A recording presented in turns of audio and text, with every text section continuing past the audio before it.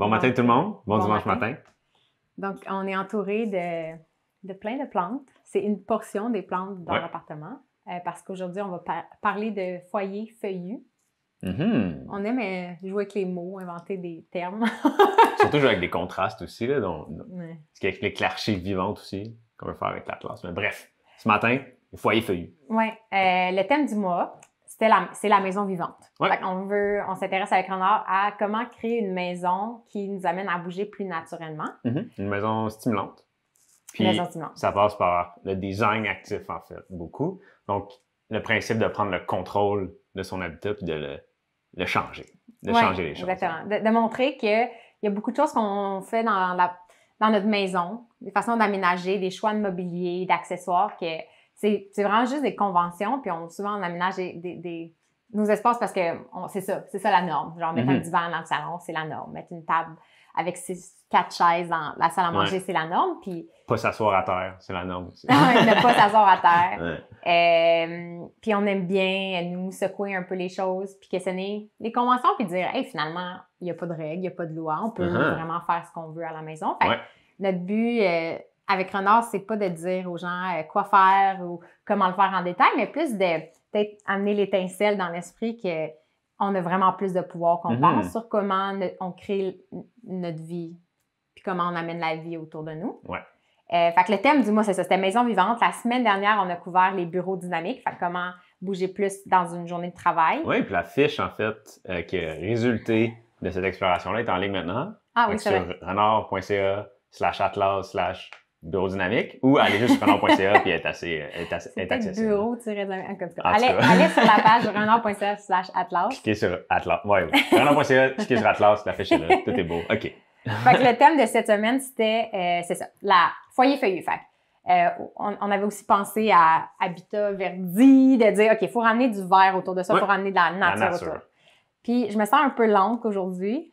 On a moins bien dormi dans les 2 dernières nuits. Puis... en fait, parce que Marc-Claude était trop excité de parler de plantes.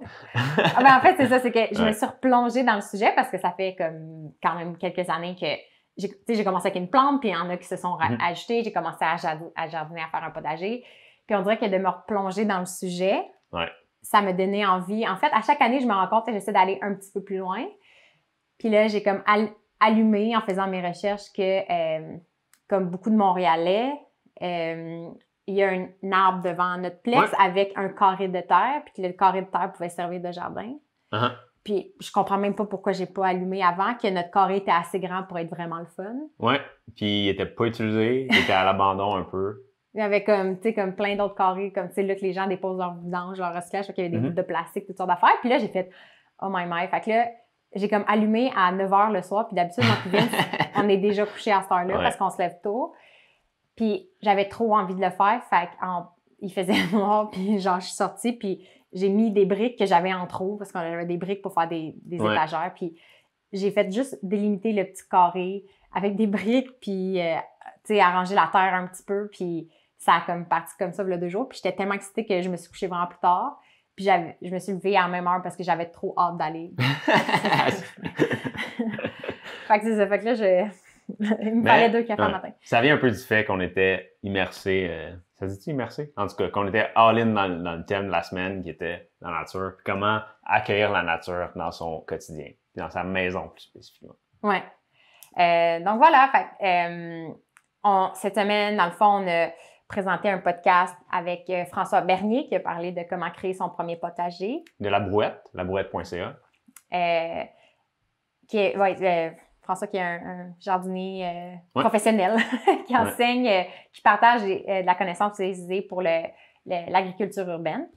On a aussi eu récemment au podcast Sarah Nagué qui a parti la compagnie Miss Boone avant des plantes d'intérieur. Et plus tôt, dans nos débuts, on avait aussi reçu Andrew Semotok. Puis c'est un ethnobotaniste, fait qu'on parlait de la relation. L'ethnobotaniste, c'est pas juste d'étudier, par exemple, la nature ou la végétation, c'est le lien entre l'homme et la nature, la relation entre l'homme et la nature. Depuis longtemps, en fait, la nature a une place dans Renard, dans ce qu'on essaye de créer, dans ce qu'on veut... c'est ça, dans ce qu'on veut créer. Puis il y a plein de lectures aussi en ce moment sur le site qu'on a ressortis aujourd'hui pour vous les montrer. Mais depuis les tout débuts, dans les premières lectures qu'on a mises sur le site, il y avait des lectures sur la nature. Dans les premières personnes qu'on a invitées au podcast, il y a des gens qui parlaient de la nature, du verre, de comment l'inviter dans le quotidien, puis comment c'est stimulant pour le mouvement, pour bouger. Oui, absolument. Fait que, un peu comme on aime faire quand on adresse un thème, c'est de regarder le thème puis de remettre en question notre perception de la chose. Ouais. Comme là, la nature. Je pense souvent on voit la nature comme quelque chose d'extérieur à nous ou quelque chose qu'on va visiter quelques fois par année par du camping ou faire une randonnée en forêt. Ouais. Puis on s'est rendu compte qu'en fait, c'est important de voir en fait notre place dans la nature, de se rappeler qu'on est des animaux puis qu'on a... C'est ça, la nature, c'est notre maison. C'est pas juste un endroit à visiter. Puis... c'est qu'on n'a pas avantage à séparer la maison et la nature. On a avantage à les réunir. Les réunir, en fait, les unir. Parce que l'humain moderne, nous, il y a vraiment un déclic quand j'ai lu dans un livre que quand on s'intéresse à la nature, il y a comme de plus en plus de livres qui mettent de l'avant le fait qu'on vit en captivité en ce moment, qu'on s'en rend pas compte. Puis que notre vie, c'est une super belle cage, mais ça reste, tu sais, c'est une cage dorée. Ça reste super joli puis bien pensé, puis c'est ce qui est normal pour nous maintenant, le type de maison puis d'habitation qu'on a. Ouais. Mais que ça reste un milieu qui est, somme toute, artificiel de certaines façons par rapport à ce qu'on vivait durant toute l'évolution de l'homme. Ouais. Puis on souffre de cette carence-là en nature, puis des fois, on s'en rend pas compte comment ça nous affecte. Puis je pense que c'est le sujet de 2 livres que toi, tu as lu puis que tu as mis sur la bibliothèque qui est... Last Child in the Woods, c'est ça? Ouais. Last Child in the Woods, puis Perdu sur la nature, qui est un livre d'un auteur québécois. François Cardinal. François Cardinal. Puis il en parle au niveau de l'enfance, en fait, comment les enfants sont moins dehors. Oui. Puis comment cette carence-là a un impact sur leur développement, autant physique que mental, en fait. Ouais. Puis de réaliser en faisant ça, t'es comme, OK, oui, c'est bon pour les enfants, mais c'est bon pour les adultes aussi.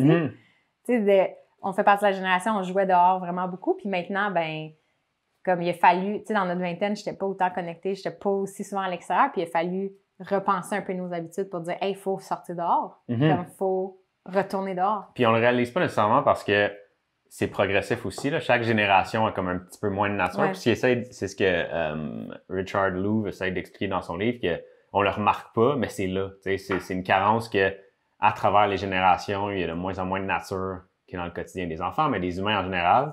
Puis ça ne saute pas au visage parce que ça s'est fait dans les centaines d'années, tu sais.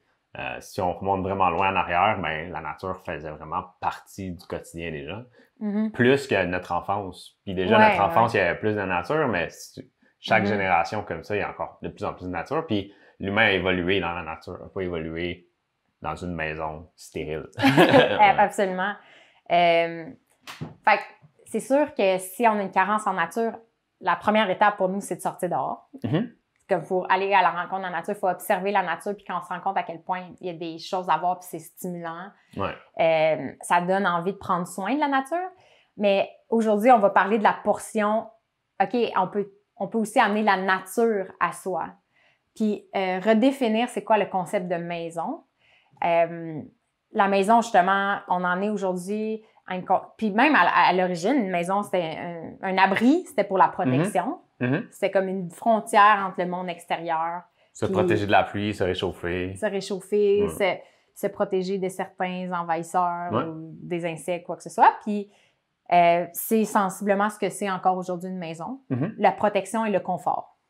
Même la protection, on s'en rend plus compte. Fait qu'aujourd'hui, l'essentiel aussi quand on pense à une maison, c'est le confort. Un foyer, c'est confortable. Puis on s'est rendu compte que si l'humain moderne bouge plus quand il est dehors, parce qu'il n'y a plus besoin de bouger pour vivre, il n'y a plus besoin de trouver sa nourriture, il n'y a plus besoin de tout fabriquer lui-même. Si on bouge plus dehors, puis on bouge pas en dedans, parce que l'intérieur c'est fait pour se reposer. C'est confortable, ben oui. Ben où est-ce qu'on bouge? Puis on se rend compte, ben nulle part. On paye pour aller au gym, on bouger ailleurs. Fait qu'on s'est dit, OK, on aimerait ça réinventer un peu la maison, puis se dire, OK, mais notre maison, c'est aussi un lieu de départ qu'on a tout à fait le contrôle, puis on peut décider Absolument. pour nous-mêmes. On peut tout changer. Puis on en parlait ce matin, même en tant que locataire, on a un pouvoir sur nos meubles, sur les plantes qui sont dans l'appartement, sur l'aménagement. Puis faut pas l'oublier, tu sais, pas besoin d'avoir une maison, pas besoin d'avoir un gros terrain. Ouais. Il y a toujours moyen de changer les choses pour générer du mouvement. Ouais. Puis je pense que notre génération, tu sais, il y a toute la popularité de vivre dans une van, les mini-maisons, ou, tu sais, je pense une génération où on s'intéresse, tu sais, comme le rêve, c'est moins peut-être d'avoir une grosse maison, puis que c'est ça le signe de succès, mais plus d'avoir des espaces bien pensés puis efficaces. Ouais. Ouais, fait que c'est de dire, OK, fait que la maison peut devenir un lieu de bien-être, plus large que juste un lieu de confort, puis il y a des mouvements en architecture, en urbanisme, en design qui incluent justement le bien-être dans leurs activités. Il y a une certification qui s'appelle la certification WELL qui vient de sortir, qui est un peu une extension du LEED. Tu sais, le LEED, c'est pour rendre les bâtiments plus éco-énergétiques, mais ça ne pense pas toujours à l'expérience de l'humain. Le WELL, c'est de dire, OK, oui, il faut améliorer l'efficacité pour aider l'environnement, mais il faut aussi prendre soin de l'humain à l'intérieur puis réfléchir à la qualité de l'air, la luminosité, est-ce qu'il y a des espaces pour bouger, est-ce que la manière que les espaces sont conçus amène plus de mouvement naturellement? Ouais. Puis on s'est rendu compte que ça, c'était des principes vraiment intéressants, mais que c'est pas encore rendu dans la sphère du résidentiel d'une maison, d'une personne. Puis de dire, ben on va s'inspirer de ce qui se fait, puis on va essayer d'appliquer des principes dans nos vies quotidiennes. Ouais. Donc voilà. Donc c'est ça, fait que c'est un peu ça le but de nos actions, de ramener de la nature autour de soi. Ouais. C'est sûr que la nature, il y a une portion, je réalisais en lisant le livre Biophilia, je vais le sortir. Ce livre-là, magnifique, qui vient juste de sortir, je l'ai dévoré. C'est une lecture assez rapide, c'est parfait pour une journée cocooning.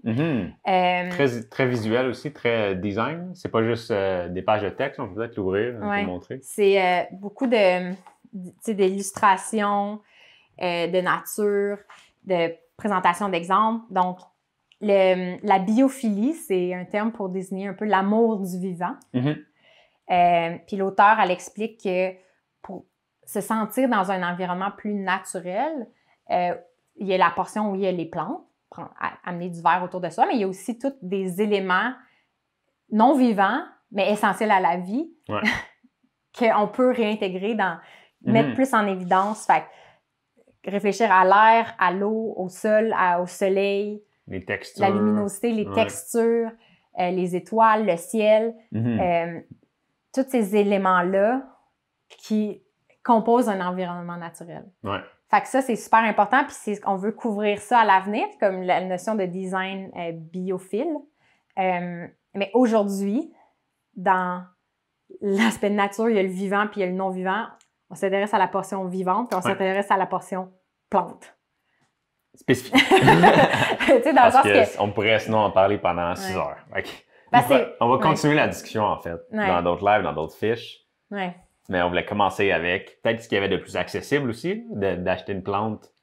C'est peut-être plus facile que de refaire son plancher ou de penser à des choses comme ça. Fait que j'ai noté, aujourd'hui, on parle de trucs feuillus, de verdure. Puis, montrer qu'une plante, souvent, c'est ça, c'est le premier pas. Tout simplement. Fait que je sais pas si tu veux parler du lien entre, en fait, pourquoi on parle de plantes puis c'est quoi le lien avec le mouvement, parce que Renard, après tout, s'intéresse à, oui, mieux vivre. Là. Le but, c'est de mieux vivre puis c'est de se sentir en vie puis d'aimer sa vie profondément, mais c'est quoi le lien plus directement avec le mouvement? Ben, c'est pas tant directement lié au mouvement, mais c'est plus à la stimulation des sens, si on veut, que oui, le vert, la verdure, les plantes peuvent amener des mouvements, mais peuvent aussi amener du repos puis de la relaxation, que ça se fait dans le... Qu'est-ce qu'il y a? Vas-y, continue. Mais ça se fait un peu, c'est ça, dans les deux sens. Puis on a remarqué, nous, qu'il y a certaines plantes ou certaines utilisations des plantes qui nous stimulaient, qui voulaient nous amener à bouger. Puis au contraire, dans d'autres endroits, puis ça, on va vous montrer des images après, mais ça amenait un certain repos, puis ça nous apaisait. Si on c'est peut-être ça le meilleur mot. C'est ça. Bien, la manière que je vois, pour comme, faire le lien avec ce que tu dis, c'est que les mouvements, c'est un spectre. J'ai l'impression que quand on parle socialement de l'activité physique, on imagine quelque chose de musculaire intense où on sue. Puis il faut ça parce qu'on ne bouge pas assez de cette façon-là. Notre corps est bouge plus de manière des fois explosive, puis ça a plein de bénéfices de le faire. Puis, fait qu'il y a un spectre où, oui, il faut faire des mouvements intenses, mais il y a aussi toute une portion de petits mouvements puis d'expériences sensorielles qui est en général oubliée. Ouais. Puis qu'on a aussi une carence de ces petits mouvements-là. Puis que socialement, on est une société où on est inactif physiquement, mais on est quand même drainé mentalement puis émotionnellement. Fait qu'il faut réamener du repos. Comme, faut pas juste essayer de bouger tout le temps, finalement, faire bouger notre corps tout le temps ou notre esprit tout le temps. Il faut aussi avoir des moments de calme puis de ressourcement. Ouais. Puis c'est un peu plus notre vision maintenant du mouvement. Au lieu de se dire notre vie est tranquille, puis à un moment donné, on va au gym, puis là, l'intensité monte, puis après, ça revient à zéro. C'est est-ce que le mouvement peut être une oscillation au courant de la journée? Où il y a des moments où on bouge plus, puis après, ça, on se repose, puis on plus harmonieux. Tout au long de la journée, on bouge de plusieurs petites façons. Puis le jardinage, c'est une activité fantastique pour ça parce que il y a des mouvements qui vont être de plus grande amplitude quand on jardine. Transporter des sacs de terre. De la terre, c'est lourd. C'est quand même lourd. Ça a l'air de rien, mais on s'en rend compte quand il faut déplacer des pots, puis il y a des plantes qui nécessitent vraiment plus de terre que d'autres, puis fait que les pots vont être gros, puis si on en a plusieurs, comme recomposer son balcon, puis le transporter d'une place à l'autre. Arroser. Arroser. Transporter de l'eau, puis aller arroser toutes les plantes dans la part. Si on n'a pas de hose, on le transporte finalement à la main. Puis si on a beaucoup de plantes, ça prend beaucoup d'eau. Fait que soit il faut faire beaucoup d'allers-retours. Qui sont au niveau du sol, des plantes qui sont plus hautes. Fait qu'il y a des mouvements simples, super bénéfiques, comme, c'est ça, tirer des charges, soutenir des charges, squatter, s'étirer. Puis après, il y a marcher. Quand on va au magasin, de ramener ses affaires, c'est super important. On peut se rendre au magasin en vélo. Il y a comme tout un univers de mouvements associé à juste préparer l'espace. Puis après, il y a tous les petits mouvements des fois qu'on pense pas, mais l'importance du travail manuel. De faire bouger ses mains. Que nos pieds nus touchent au sol. Le mouvement de nos yeux. Ça, c'est fascinant. C'est fascinant. C'est Cathy Bowman, je pense, qui nous l'avait fait réaliser que regarder loin puis regarder proche, c'est un muscle, en fait. Là. Puis ça, focusser sur une plante ou sur un petit truc qui est vraiment proche de nos yeux, c'est un mouvement musculaire. Puis regarder vraiment loin à l'horizon, c'est un autre mouvement musculaire aussi. Puis le fait que dans la vie moderne, notre regard est souvent porté sur des écrans devant nous ou notre profondeur de champ va toujours être bloquée par un certain mur puis qu'on voit plus loin à l'horizon, mais ça affecte. Ça crée de la myopie, en fait. C'est lié à des problèmes de myopie. Regarder de très proche constamment, ça fait développer de la myopie.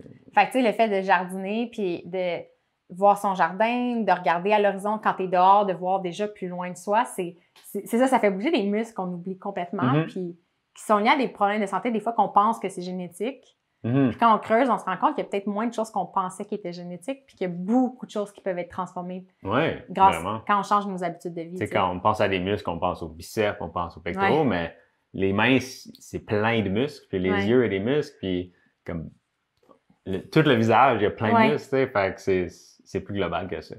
C'est vrai, on en parlait, Martin Lemini, qui est un archéologue et un artisan. Il s'est fabriqué il s'intéresse aux objets autochtones, puis il a fabriqué des lunettes de neige. C'est des lunettes en bois avec une petite fente qui sont faites pour regarder à l'horizon dehors quand on est face à des... Oui, le fait que la lunette, ce soit juste une tranche mince, qu'on voit à travers cette espèce de coupure-là, ça bloque tous les rayons qui sont reflétés, une bonne partie des rayons du soleil qui sont reflétés sur la neige. Fait que ça... Parce que je me rappelle plus... Ça peut rendre aveugle. Ça peut rendre aveugle temporairement. La neige reflète tellement la lumière dans des environnements plats, dans le nord, que ça peut affecter la vue. Mais ce qu'il s'est rendu compte, lui, il a des lunettes, c'est qu'il s'est rendu compte que quand il met ses lunettes de neige, à cause de comment les yeux vont plisser puis le muscle, comment il travaille, ça diminue sa myopie. Il a pas besoin... Il peut porter des lunettes en bois, là, ces lunettes-là avec une fente, sans avoir besoin de rajouter ses lunettes personnelles. Ce qui est vraiment... En tout cas, c'est fascinant. Ce qu'on entend des fois d'une source, c'est confirmé par d'autres personnes dans d'autres contextes. On trouve ça fascinant. Fait que, c'est ça, fait qu'il y a comme les mouvements de moyenne amplitude, il y a les petits mouvements qu'on oublie, puis souvent les expériences sensorielles en soi. De aussi simple que d'être dehors puis de sentir le vent sur sa peau, de sentir l'humidité, l'odeur des arbres, de sentir la terre sur ses mains.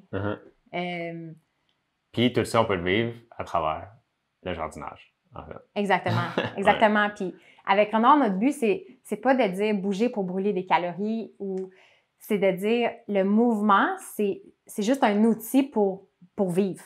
Ouais. Comme avant. Bouger, c'est vivre. Oui, c'est ça. Avant, on bougeait pour vivre en termes d'activité de survie, pour assurer notre survie. On bougeait pour créer des choses. Encore une fois, si on vient à Martin Lemie, il expliquait qu'il y a des outils qui recréent, que c'est des outils essentiels à la vie, dans le sens que des couteaux, des flèches, toutes des choses pour couper, trouver de la nourriture. Puis des fois aussi, c'est pas essentiel, mais ça reste de la création, comme des colliers d'os. Exactement. Nos ancêtres faisaient ça, là. C'était pas juste des couteaux puis des flèches. Là. Puis de créer des jouets aussi avec... il y a des objets, c'est des jouets. Fait que de dire, on bougeait pour vivre, on bougeait pour créer des choses juste parce que c'est beau. Tu sais, de dire, on crée un collier puis il y a sûrement une signification derrière ça. Puis bouger pour jouer pour le plaisir. Fait que l'idée de bouger pour brûler des calories, c'est une conception très, très, très récente. Puis j'ai l'impression que ça a complètement envahi notre esprit. Puis qu'on bénéficie de se dire non, bouger, c'est juste accomplir des choses puis créer la vie qu'on aime. Ben c'est ça, c'est que bouger pour vivre, ça a un sens. Bouger pour créer, ça a un sens. Bouger pour jouer, ça a un sens. Mais bouger pour brûler des calories, ça n'a pas de sens. Ça n'a pas de sens parce qu'en nature, quand on a de l'énergie, les calories qu'on gagne, on veut les garder. Comme c'est précieux de l'énergie dans la nature. On ne ferait pas juste les dilapider en faisant du jogging dans la forêt si c'est pas pour du jogging pour chasser, cueillir, s'enfuir. Jouer à tag. On a oublié d'écrire « bouger pour s'enfuir ». Pour pas mourir. Fait que c'est ça. Puis pour parler de Cathy Bowman dans un de ses livres, dans Movement Matters, elle explique que dans notre conception du mouvement, souvent on parle d'activité physique puis on pense juste aux bénéfices physiques du mouvement, mais il y a aussi une panoplie de bénéfices non physiques. Puis bouger, le mouvement jardiner, pour donner l'exemple concret du jardinage, c'est ça qu'on parle aujourd'hui, jardiner amène des bénéfices sociaux, comme le jardin que j'ai démarré il y a 2 jours. Le matin, fait que je l'ai fait à 9h le soir, j'ai mis mes petites briques. Pour revenir en arrière, pour ceux qui viennent d'arriver, à 9h30, vendredi soir. À 9h, le vendredi soir. 9h vendredi soir, Marc-Claude m'a regardé et elle a dit « J'ai une idée. » Puis, elle a pris des briques, elle est descendue en bas de l'appartement, on est au 2e, puis elle s'est approprié l'espace sur le trottoir. Il y a un espace de terre avec un arbre au centre qui n'était pas utilisé, puis elle a décidé de se l'approprier puis d'en faire une plate-bande semi-publique. Oui, si on veut. Dans le fond, pour bénéficier aux voisins puis aux piétons. Parce qu'on... Il fait noir, il n'y a personne dehors, puis il y a juste Marie-Claude qui brasse la terre et qui met des briques parce qu'elle a décidé que ça allait être une plate-bande dont elle allait s'occuper. Puis je me rendais même pas compte pourquoi j'ai pas pensé avant. Ça fait 8 ans que j'habite ici, mais je pense que c'est parce qu'on marche le matin, puis jour après jour après jour, on voit nos voisins qui ont pris ces petits espaces-là. Puis que même si tu fais pousser 2 fleurs, juste ça, déjà, ça égaye la vie des gens. Puis, c'est ça. Fait que j'ai comme, OK, quand j'ai eu l'idée, je me disais, il faut que je fasse puis maintenant. Fait que à 9h le soir, puis j'étais tellement excitée, le lendemain matin, que je suis levée tôt comme d'habitude. Puis la première chose que j'ai faite, c'est sortir dehors puis aller voir mon terrain de terre, comme s'il y avait quelque chose qui allait arriver. Puis en 15 minutes, j'ai parlé à 4 voisins. Comme, j'ai des voisins à côté, c'est un frère puis une sœur. J'ai commencé à jaser avec la dame à m'amener de la terre de plus pour contribuer. Quand je jardinais, son frère est descendu, il m'a juste dit... puis c'est des voisins qu'on se parle rarement, là. Puis il a juste dit « Ah, continue le bon travail, c'est vraiment le fun. » Il dit « C'est vraiment beau, mais tu sais, il y avait juste de la terre. » C'est un tas de terre. Il y avait comme des briques qui entouraient.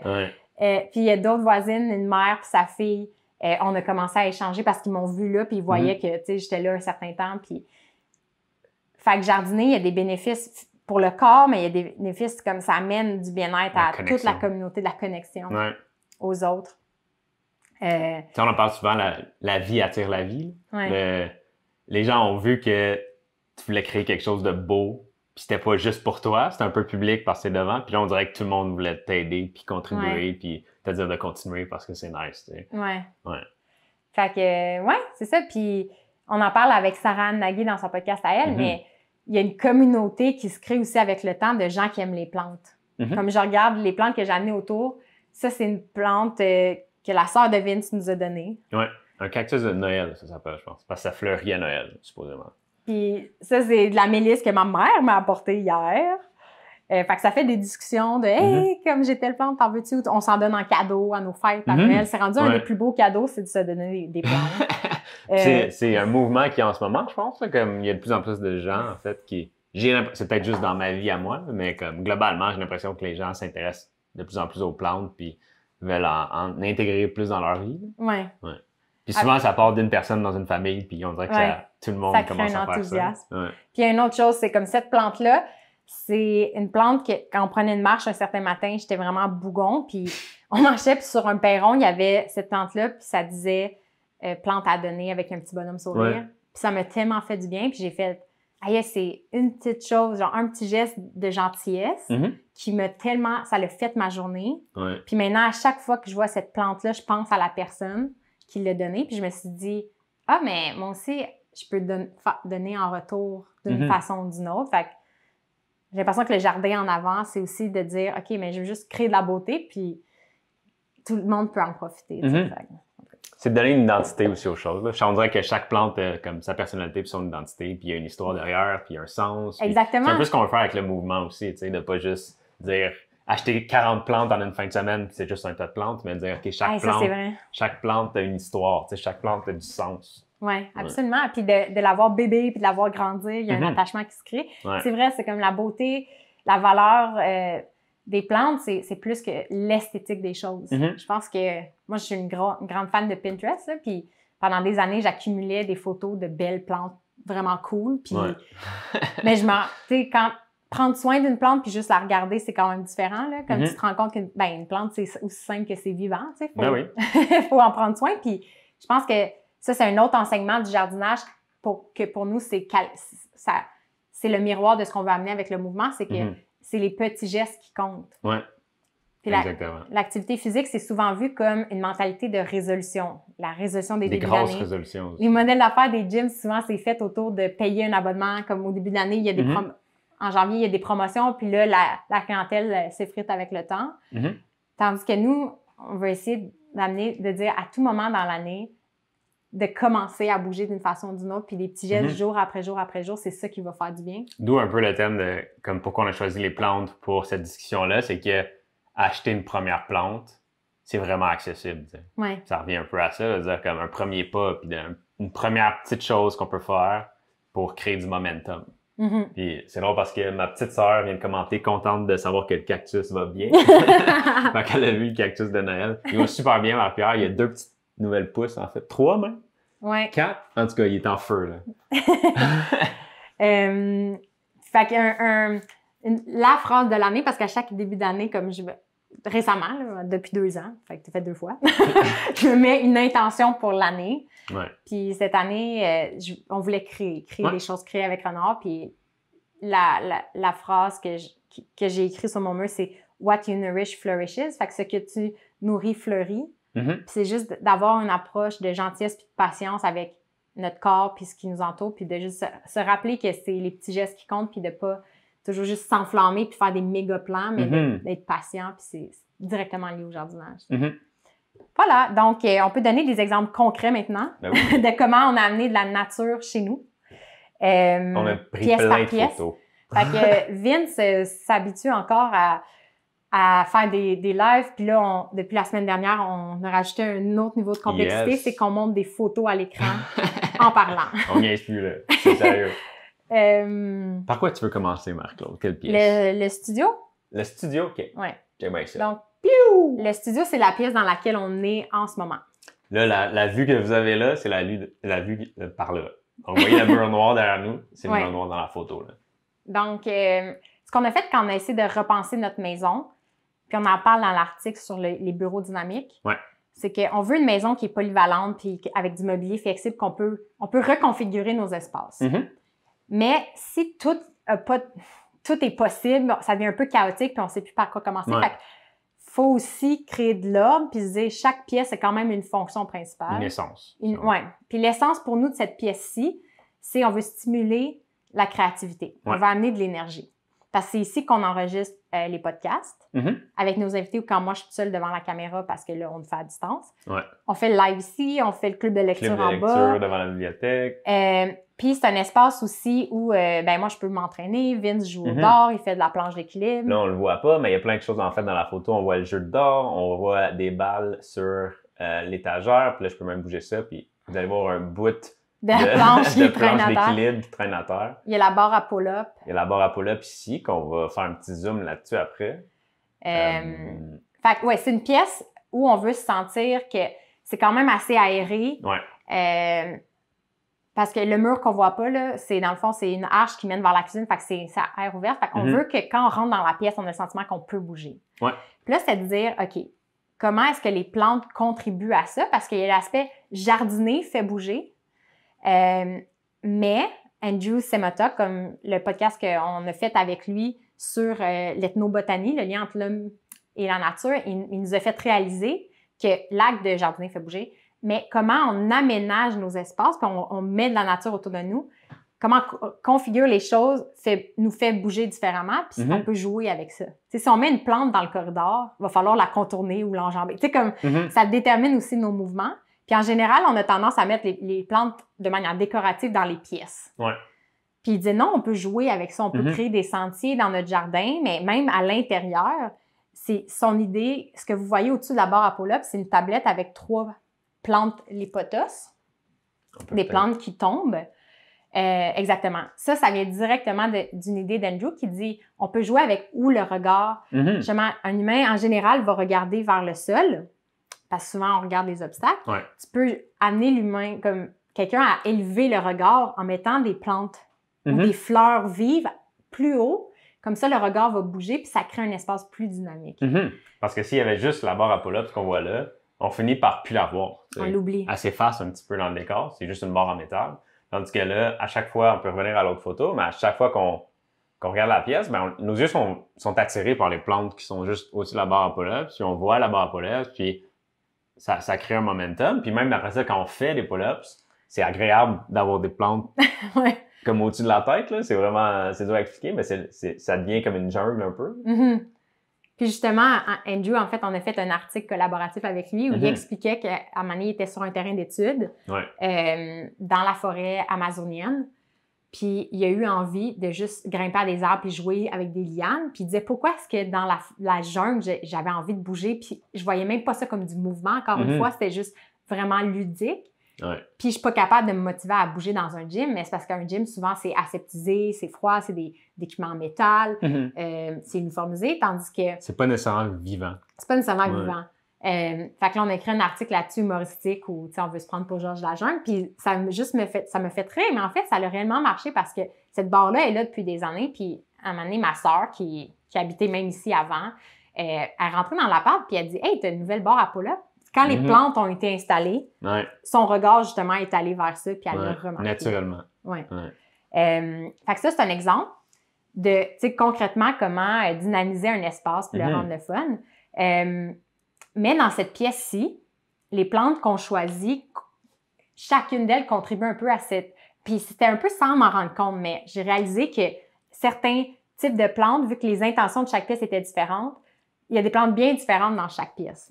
Fait que si le but ici, c'est d'amener de l'énergie puis d'élever, comme d'adresser la tête puis l'esprit puis que ce soit stimulant puis créatif puis que quand on a des discussions, parce qu'on peut se réunir ici parce qu'il y a de l'espace, on puisse bouger puis l'esprit bouge aussi. Ben, j'ai réalisé que c'était soit des plantes que j'ai posées en hauteur qui tombent, qui attirent le regard, ou des plantes au sol qui pointent vers le ciel. Une plante qu'on aime beaucoup, c'est la langue de belle-mère. On en a un peu partout. Donc, celle-là, si vous la connaissez, c'est une plante assez classique parce que c'est difficile à tuer. C'est résilient. Puis on niaise, tu sais, des fois, on en voit en plastique, puis on se dit, ça, là, c'est proche d'une plante en plastique. Fait que pourquoi en acheter une en plastique quand c'est vraiment bon dans plein d'environnements?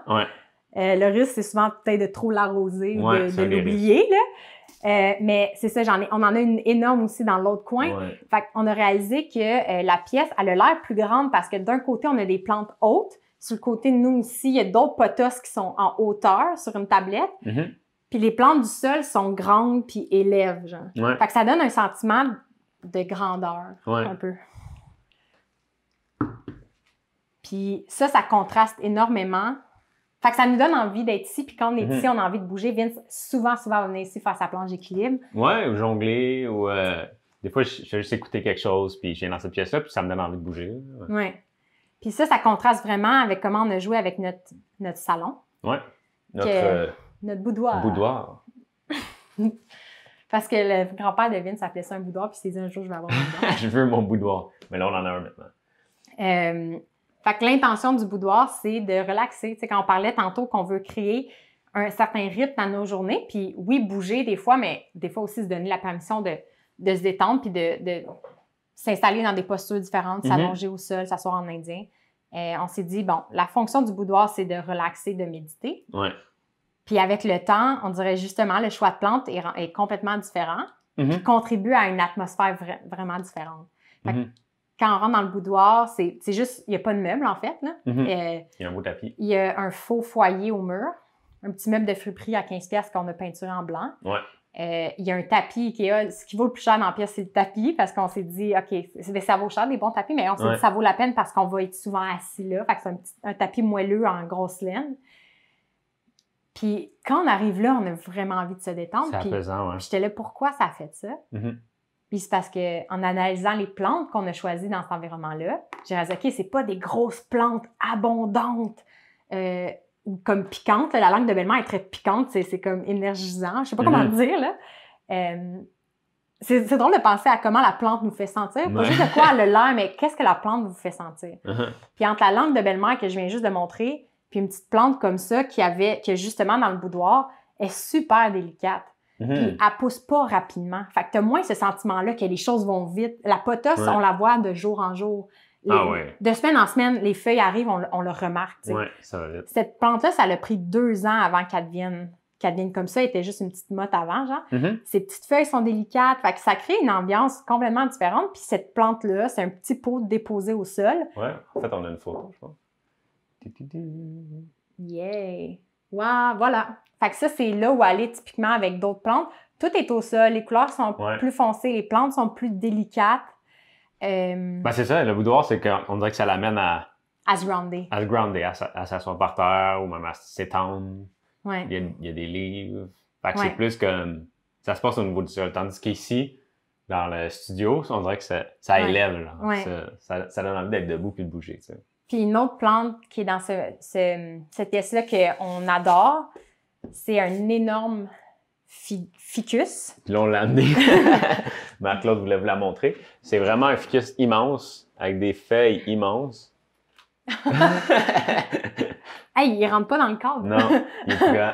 Puis même moi, si je me lève debout, on est à peu près de la même... Non, il est plus grand que moi, en fait. Il est rendu plus grand que moi. Il est rendu plus grand que moi. Fait que je vais le laisser à côté de nous. Ben oui. C'est ça qui est le fun, c'est que cette plante-là est magnifique en ce moment, mais elle n'était pas magnifique. Il y a une période de sa vie, après... Elle était belle quand je l'ai achetée, comme elle était vraiment dodue et tout. Puis après ça, un certain temps, elle était toute chétive. Tu sais, comme elle mourait pas. Elle était pas en train de mourir, visiblement, mais elle était clairement elle était pas très vivante. elle s'épanouissait pas. Ouais. Puis, parce qu'elle était dans cette pièce-ci, puis il y a un peu de lumière, mais c'était pas suffisant. Fait que j'allais déplacer de pièce, puis là, elle a explosé en une année. Je peux même vous montrer le avant-après. On l'a. Ouais. OK, ouais. Fait on la voit, là, ça c'est moi avec la plante à côté. Ça, c'est quand justement elle commençait à aller un petit peu mieux.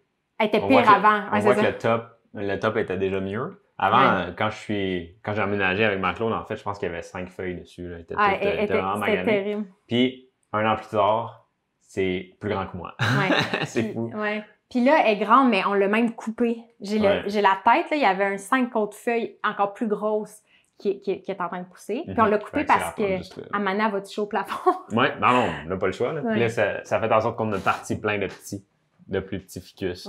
Avec justement le top, puis il y en a d'autres branches qui poussaient dans le bas. Fait que... Mais ça fait partie de la beauté du jardinage, c'est que ça amène un certain sens de l'observation, de prendre soin de ses plantes jour après jour. On va toucher la terre pour voir si la plante est bien. Puis de réaliser, en fait, c'est aussi niaiseux que ça, là, que ma plante était chétive. Je l'ai changé d'endroit, j'ai changé son contexte. Puis j'ai changé mes gestes. J'étais plus portée à observer est-ce qu'elle a des insectes, etc., etc. Puis elle a vraiment changé rapidement. Puis là, pas rapidement, quand même pour une plante, mais puis là, j'ai réalisé que fallait que j'adopte le même comportement envers moi-même. Dans la vie. Dans la vie, en général, que si on se sent pas bien dans un certain contexte, on peut changer les choses, on peut reconfigurer les choses, puis notre santé, notre niveau d'énergie peut vraiment changer si on continue de tester pour trouver le sweet spot. Ouais. Où est-ce qu'on thrive? Il n'y a pas vraiment de mot en français pour ça, mais où est-ce qu'on... On s'épanouit. On s'épanouit, ouais, c'est ça. On s'épanouit. C'est comme pas juste survivre, mais juste vraiment être dans aimer vraiment profondément sa vie puis se sentir bien. Fait que cette plante-là qui est dans le boudoir, fait que, tu sais, on a soit des petites plantes délicates qui poussent lentement, ou cette grosse plante-là qui est sur le bord de la fenêtre, qui amène un sentiment de protection parce qu'elle est rendue plus grande, puis dans le fond, tu sais, on peut se mettre en dessous puis voir les feuilles d'en dessous, tu sais. Puis ça amène cet aspect-là plus cocooning. Ouais. Ouais. Fait que ça, c'est le contraste entre deux grandes pièces de notre appart. Ouais. Puis juste voir, je sais pas s'il y a des questions des gens. Ah ben oui, on va aller voir. Si jamais vous avez des questions, n'hésitez pas. On est là aussi pour vous répondre. Je vois qu'il n'y en a pas en ce moment. C'est ma petite sœur qui était contente de son cactus en santé. Donc voilà. on peut continuer, en fait. Sinon, il y a dans le fond, classique jardinier, il y a aussi s'aménager un potager. Là, fait c'est sûr que là, on parle d'un contexte d'appartement, là, parce qu'on est en ville, on n'a pas de terrain, on habite au 2e étage. Fait que les espaces à verdir qui nous restent, c'est notre balcon arrière. On a une petite portion du balcon avant. Et le nouveau jardin. Le nouveau jardin qu'on s'est approprié. Devant la maison. Fait qu'encore une fois, on essaie d'attribuer une intention à toutes nos pièces. Fait que le balcon arrière, l'intention maintenant pour moi, c'est de créer j'ai écrit dans mon cahier une cachette verdoyante. Fait que j'ai comme là, on n'a pas de photo, hein, je pense? Non. Du balcon arrière? Non, pas du balcon arrière, mais il est ongoing en ce moment. Oui, exactement. Il n'y a rien dessus. En ce moment, c'est le bordel, fait que, comme, puis il n'y a rien qui a poussé, on est en mai, fait que... Mais quand Marc-Claude a fait un beau plan, une stratégie pour le métamorphoser, justement, puis dès que ça va être fait, ou ça va être... En fait, on va le partager en ongoing, sûrement. Oui. Fait que là, ça a commencé. Encore une fois, quand on dit... Ça commence souvent avec un geste ou une plante, fait que, c'est comme beaucoup de gens, j'ai eu un bac avec des épices. Puis où j'ai eu mes plantes d'intérieur, j'ai sorti leur faire prendre du soleil. Puis l'année d'après, tu veux 2 bacs à épices. Puis après, tu veux un bac à tomates. Puis là, ça s'est multiplié. Fait que l'année passée, notre coup de cœur, c'était le basilic. On avait un bac à... Puis je pense que le basilic était rendu haut comme ça. On le coupait tout le temps, puis on fournissait pas. On a fait un méga batch de pesto par après. Puis, fait que le balcon arrière, cette année, j'aimerais comme faire des plantes grimpantes puis créer un rideau vert pour avoir cet aspect-là de cocon entouré de verre. Puis encore une fois, en me basant sur les principes de design que Andrew suggérait, c'est de dire, on peut s'entourer de verre, puis tout autour de nous, c'est juste du verre, mais des fois, ça se fait que tout ce que tu as à faire, c'est genre rester debout. Tu peux juste t'asseoir. On peut plus habiter l'espace après, tu sais. Fait que c'est de dire comment est-ce qu'on garde en tête qu'on veut mettre le maximum de verre possible, mais aussi sentir qu'on peut bouger, retourner sur le balcon, faire des projets. Tu sais, si j'ai à faire du bricolage, à peinturer des choses, je peux quand même aller dehors. Fait que le verre, dans le fond, qu'on cohabite avec la nature, pas qu'un take over sur l'autre. Fait que là, dans le fond, à l'arrière, on va mettre des choses qui se mangent. Ça, c'est un concept qui a été, une idée qui a été amenée dans la discussion avec François Bernier. Quand je lui demandais un débutant qui fait son premier potager, par quoi on commence? Il a dit, évaluer l'espace que vous avez par rapport à comment grand vous avez, mais aussi la luminosité, parce que si vous n'avez pas d'exposition au sud avec plein de soleil, ça va déterminer le genre d'espèce que vous aurez. Mais la deuxième chose aussi, c'est de dire, c'est quoi vos objectifs? Est-ce que c'est de créer un jardin nourricier, fait que pour vous alimenter? Est-ce que c'est pour faire joli, fait que vous pourriez mettre juste des fleurs? Est-ce que, ou certaines plantes que vous trouvez belles, qui produisent de la nourriture ou pas? Ou est-ce que c'est pour les odeurs? L'expérience sensorielle, ça, Andrew en parlait aussi beaucoup, des fines herbes, ça t'attire si t'aimes les odeurs qui émanent de ton jardin. Des fleurs ou des fines herbes. Oui, tout à fait. Fait que c'est de dire, OK, c'est quoi votre intention? Puis c'est un indicateur un peu de nos valeurs, de ce qu'on recherche dans la vie. Fait que ça, c'est un bon exercice de réaliser que peu importe le type de verdure qu'on veut dans notre vie, il y a des plantes qui sont appropriées à notre style de vie et à ce qu'on recherche. Puis il n'y a pas une définition de c'est quoi un jardin, tu sais. Puis comme une commande que j'ai faite dans une pépinière rustique, c'est du foin d'odeur. Je pensais jamais planter du foin, mais c'est une herbe qui sent bon. Elle sent la vanille. Ouais. On peut la garder à la fin, la tresser. Puis j'ai fait, je vais acheter du foin. Il va sûrement avoir du foin dans notre carré en avant. Tu viens de Kamouraska. Je sais pas si ça te rappelle des souvenirs un peu de Kamouraska. Ben, ouais. Il y a une couple d'années, c'est ça, notre première tresse de foin d'odeur, on l'avait acheté, je pense qu'on était ensemble, au Jardin de la Mer, qui est une superbe boutique qui vend des produits du Saint-Laurent, dans le fond.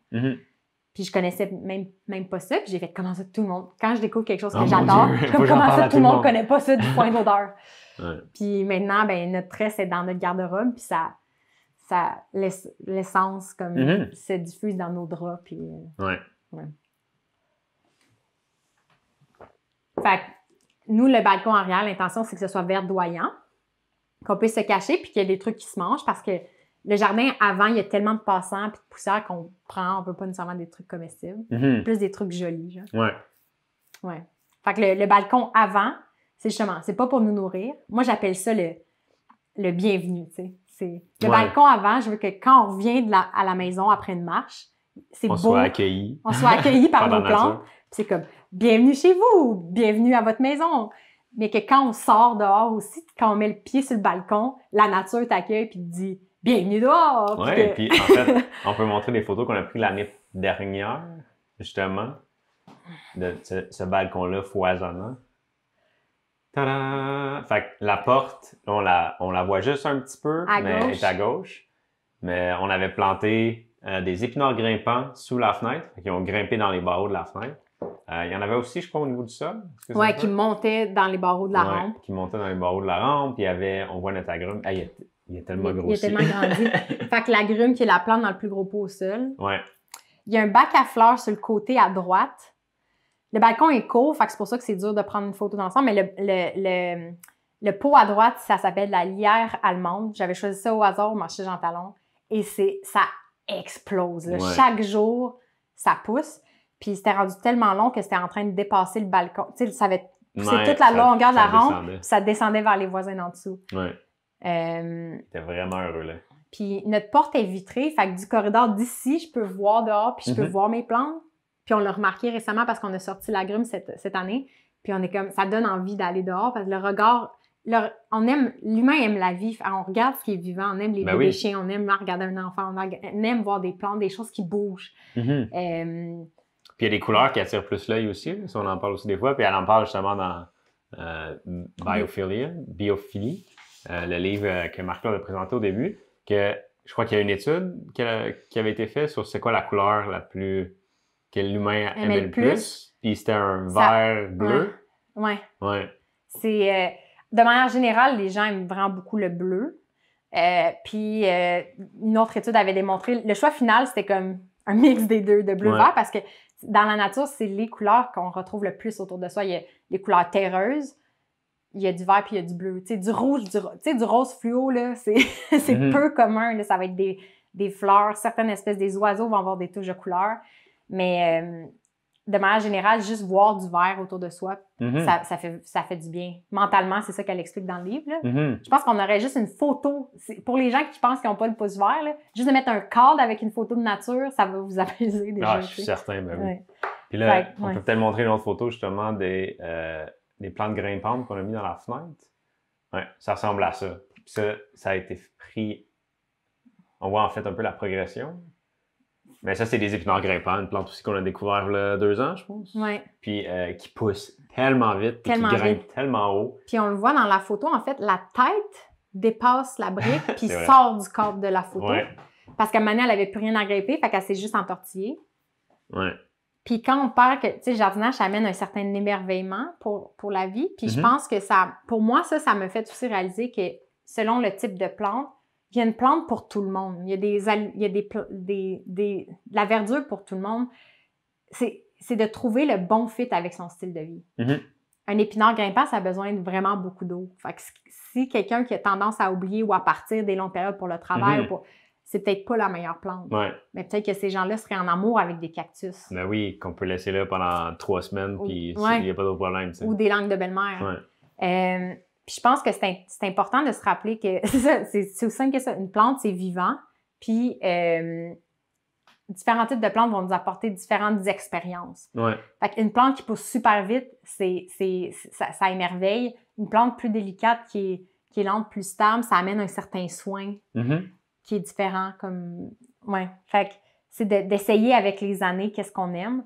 Puis c'est vraiment année après année. Ça aussi, c'était une leçon qui émergeait avec François Bernier. Ouais.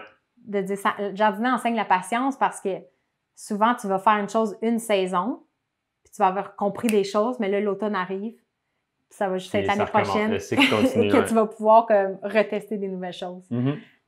Puis la patience aussi, tu sais, quand on voit le résultat du ficus, justement, ben, tu sais, du jour au lendemain, on le voit pas nécessairement, là, mais c'est quand on regarde un an en arrière que, wow, la plante, elle a tellement changé, puis elle a tellement grandi.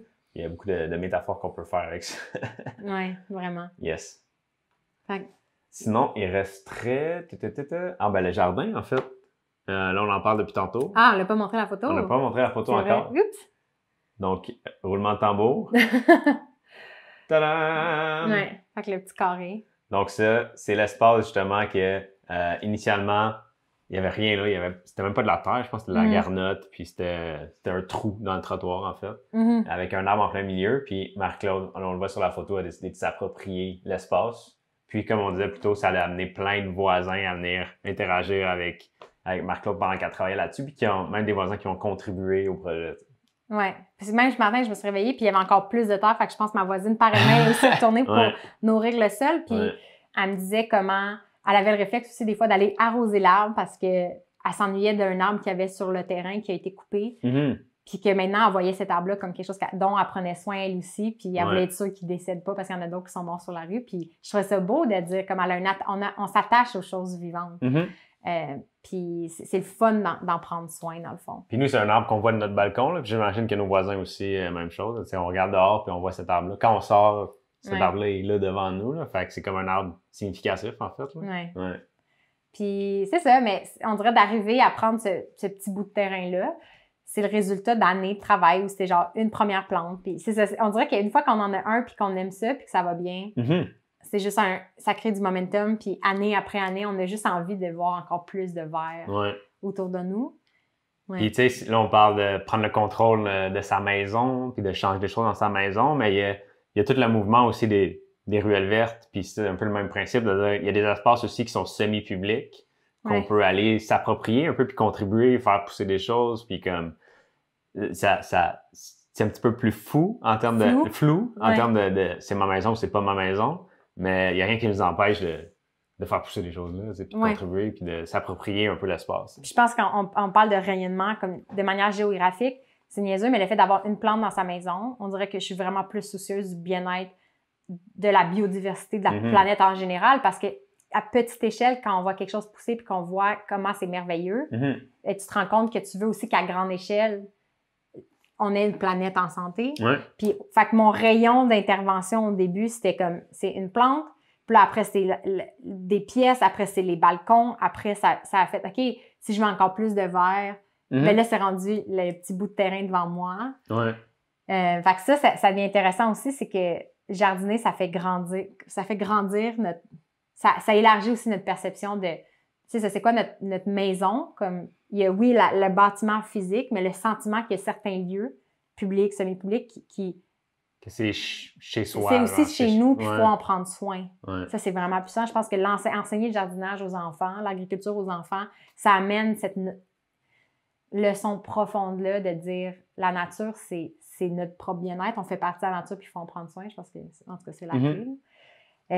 Voilà. Fait que... Ouais, ben on peut montrer peut-être la dernière pièce. Il nous resterait une pièce la salle de bain. La salle de bain. Ouais.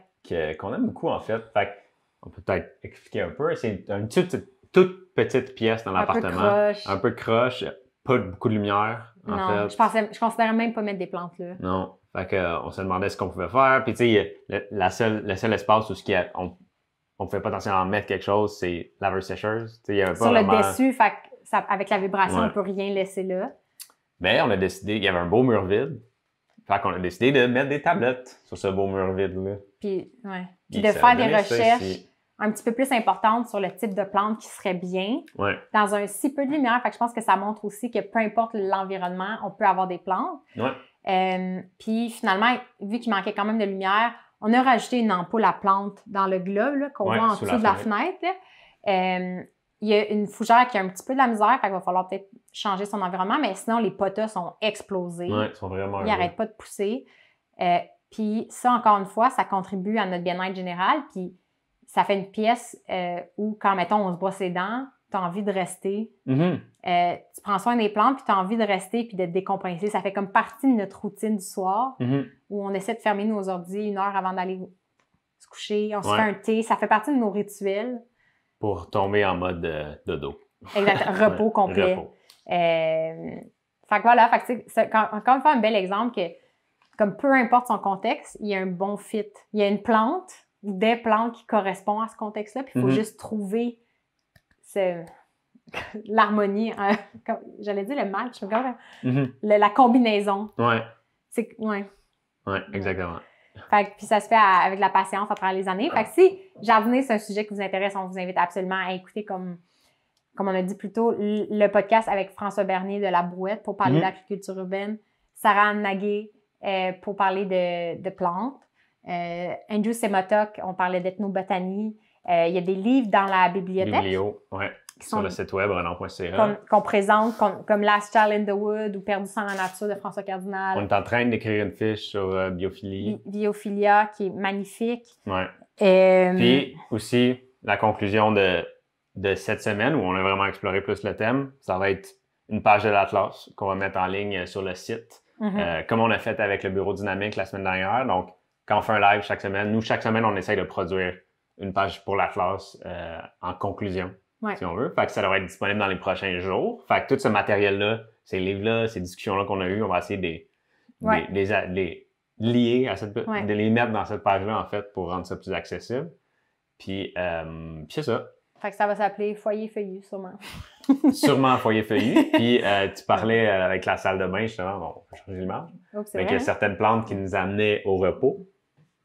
Puis ça ferait un bon lien, en fait, avec le thème de la semaine prochaine. On parle mouvement et repos. C'est pas nécessairement des choses qui sont qu'on lit normalement dans notre tête. C'est comme deux choses qu'on dirait que c'est pas deux choses qui vont ensemble, mais nous, on veut en parler de la place du repos aussi dans le mouvement, que c'est pas juste d'être full actif puis courir tout le temps, mais le repos est important. Super important. Quand on parle de justement la vibration, là, que l'espèce de cycle du mouvement dans notre quotidien, puis au lieu d'être on fait rien, on court, on fait rien dans une journée, c'est d'amener certains cycles de mouvement puis de repos. Puis le repos est important, puis on n'en parle pas assez, je pense, quand on parle de mouvement. Puis comment on dort, il y a aussi notre posture. Là, dans le fond, un des trucs qu'on veut vraiment adresser, c'est le matelas, dans le sens que nous, on a juste pour qui votre curiosité, on a changé notre matelas traditionnel par un futon japonais qu'on range en journée. Fait que nous, on a un 4,5. Fait que les pièces qu'on vous a montrées, c'est les pièces qu'on a. Il n'y en a pas une autre de plus pour notre lit. C'est vraiment le boudoir, là, le tapis moelleux, c'est qu'on rajoute le futon par-dessus puis on se couche le soir, fait qu'on le range. Peut-être le montrer. Puis, ce tapis-là, dans le fond. Fait qu'on a une pièce de plus en journée. Fait que ça correspond à notre vision du mouvement. Mais la pression du sol, la posture sur un matelas mince, nous, on apprécie ça, mais on sait qu'il faut aussi s'habituer, puis il y a certaines contraintes, fait qu'on veut plus explorer ça, de dire quel peuple dorme au sol, est-ce qu'il y a des façons de dormir qu'on ne connaît pas, parce qu'on a encore une fois en tête qu'un lit, c'est genre une base surélevée avec un sommier puis un matelas par-dessus, puis il faut que tout soit mou puis confortable, mais de dire non, l'humain a évolué comment? En tout cas, c'est le genre de questions qu'on aimerait adresser. Autant pour nos postures que pour l'importance du repos, dans le fond. Ça va être le thème de la semaine prochaine. Yes! Yeah! Wow, on est à 20 secondes près. On vise une discussion d'une heure. On est à 20 secondes près. Quand même bon. Mais bref, si jamais vous avez des questions, n'hésitez pas à les mettre en commentaire. On va leur répondre, c'est certain, même si c'est pas en live. Yep. Puis on se voit la semaine prochaine. Samedi. À partir de maintenant, on faisait le dimanche, mais à partir de maintenant, on va le faire les samedis matin. Fait qu'on vous invite samedi prochain, 10h. On va être fidèle au poste, puis on va parler de... Là, on n'a pas le nom encore de cette thématique-là. Parce que lit dynamique, ça fait un peu... c'est trop contradictoire. Ouais, c'est ça. Mais ça va être sur le repos, le sommeil, les espaces apaisants. Je pense qu'on va dire ça comme ça. Parfait. Bonne semaine. Bonne semaine. On se voit la semaine prochaine.